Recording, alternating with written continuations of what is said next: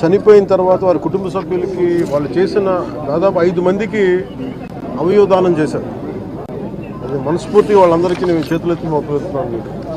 ఇది చాలా అరుదుగా చనిపోయిన పుట్టెడు దుఃఖాన్ని గుండెల్లో పెట్టుకొని కూడా అవయవదానం చేసినందుకు వారి కుటుంబానికి, ముఖ్యంగా వారి సతీమణికి, వారి అబ్బాయికి మనస్ఫూర్తిగా నా ధన్యవాదాలు, అభినందనలు అంటే ధన్యవాదాలు తెలియజేస్తా ఉన్నాను. ప్రత్యేకించి నేనే వద్దామని మొన్న నుంచి ప్రయత్నం చేస్తామని ఫైనల్కి ఈరోజు కుదిరింది. మనస్ఫూర్తిగా వారికి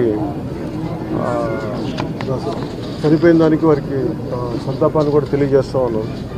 ఇక్కడ స్థిరపడినందుకు ప్రభుత్వం తరఫు నుంచి కూడా మేము ఆదుకుంటామని తెలియజేస్తున్నాం. కష్ట సమయంలో ఇంకో 2-3 సమస్యలు ప్రస్తావించారు. వాటికి కూడా కలెక్టర్ గారితో, ఆర్డీవీ గారితో మాట్లాడి ఖచ్చితంగా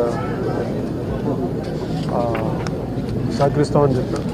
భవిష్యత్తులో కూడా పాపకి ప్రత్యేకించి శ్రవణం లేదంటే 2 డెఫ్ అండ్ డమ్ కూడా ఆ ప్రత్యేకమైన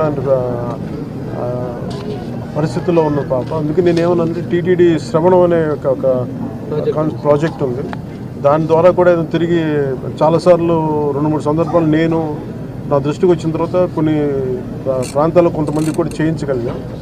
అలాగే పాపకు కూడా తిరిగి వినిపించేలాగా దాన్ని టీటీడీ సహకారంతో చేద్దామని వారికి అది కూడా తెలియజేశాం.